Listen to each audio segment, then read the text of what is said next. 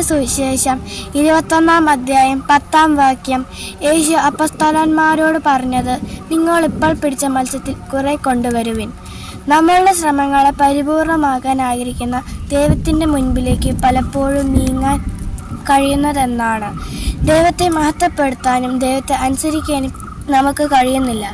എന്നാൽ ദൈവത്തോട് തുറവയുള്ളവരായി തീരുമ്പോൾ നമ്മളുടെ അധ്വാനങ്ങൾ അവിടുന്ന് സ്വീകരിച്ച് അവിടുന്ന് അവ നമുക്ക് മെച്ചപ്പെട്ട ഉപയോഗത്തിന് ചേർന്ന് ഒന്നാക്കി, അല്ലെങ്കിൽ നമ്മളുടെ മഹത്വത്തിന് കാരണമായി തീരുന്നു.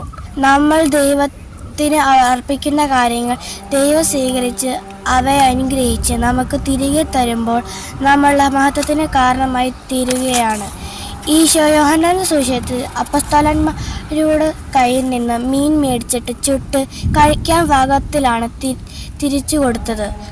അപ്പോൾ നമ്മൾ അധ്വാനങ്ങൾ ദൈവത്തിന് സമർപ്പിക്കുമ്പോൾ അതാണ് നമ്മൾ പലപ്പോഴും പറയുന്നത്, നമ്മളുടെ സമയത്തിൻ്റെയും ആരോഗ്യത്തിൻ്റെയും സമ്പത്തിൻ്റെയും എല്ലാത്തിൻ്റെയും ദശാംശം ദൈവത്തിന് കൊടുക്കുമ്പോൾ ദൈവം അവയെ സ്വീകരിച്ച് കുറെ കൂടി മെച്ചപ്പെടുത്തുകയാണ് ചെയ്യുന്നത്.